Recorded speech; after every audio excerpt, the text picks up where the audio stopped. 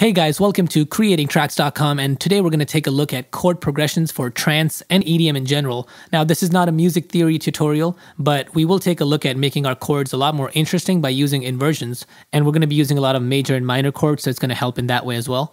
Now, if you already know what a chord is or how major and minor chords work, you can forward this part, but you can also watch along. So every single chord has 3 notes in it, and let's say you want to make an A minor chord.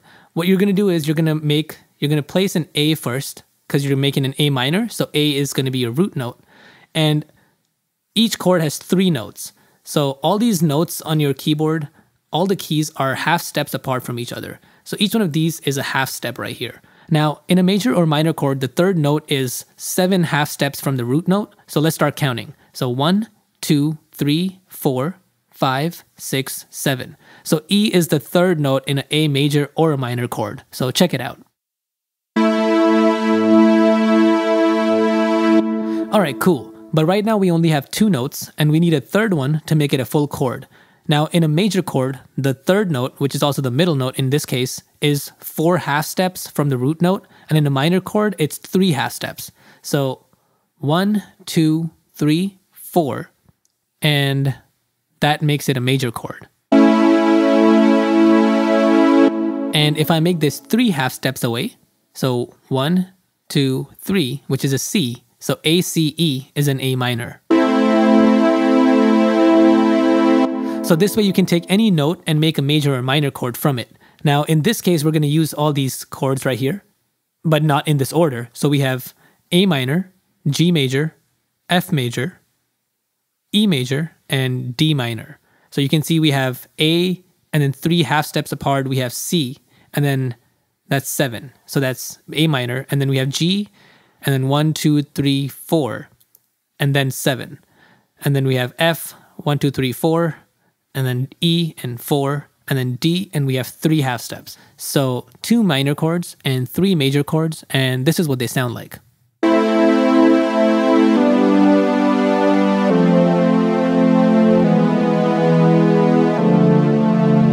So now that you understand what a major and a minor chord sounds like, here is our chord progression. And I've already laid out these chords, but these are the same chords, but not in the same order. So you can see we have A minor and then D minor. And you can even see in this D minor, we have the root note, then 3 half steps, and then 7 half steps.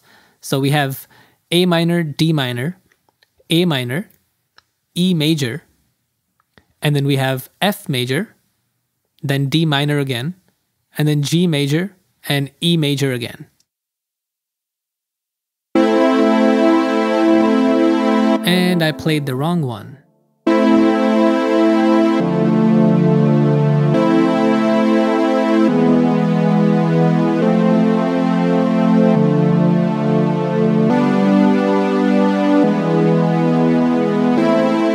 Now you can notice that these are the same chords that I showed you earlier, and they're just arranged differently in a different progression.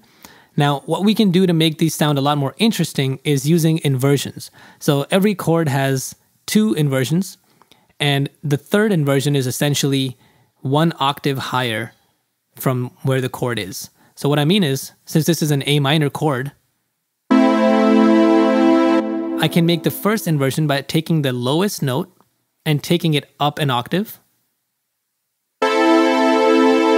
So here's before, and here's after.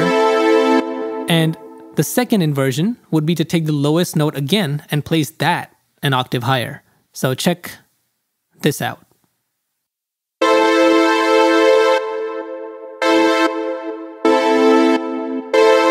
Now if you take this up an octave, it's not called a 3rd inversion, it's just an octave higher. So all of these are essentially A minors, but they're just different inversions of the same chord.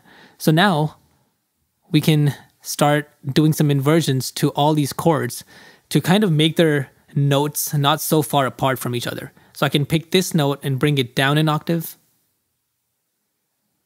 And I can pick the lowest note of the second chord and bring that up an octave, which makes these chords closer to each other. All right, and before we had Now there's still A minor and D minor chords, but their ranges are now closer to each other.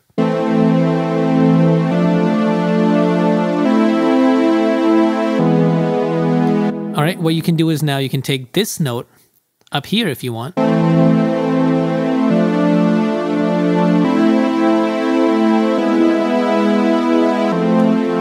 right, sweet. So inversions are pretty good to make your chord progressions sound a lot more interesting, and they sound a lot more blended together and tighter. So you could also take something like this and just keep experimenting with your chords. You may have different chord progressions, which may require different inversions. So check this out.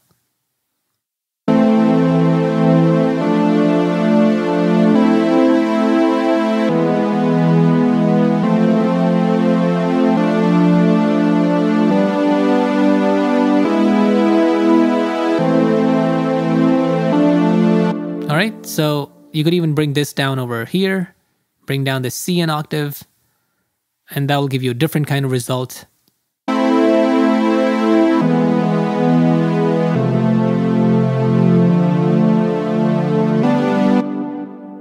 Maybe bring this down over here.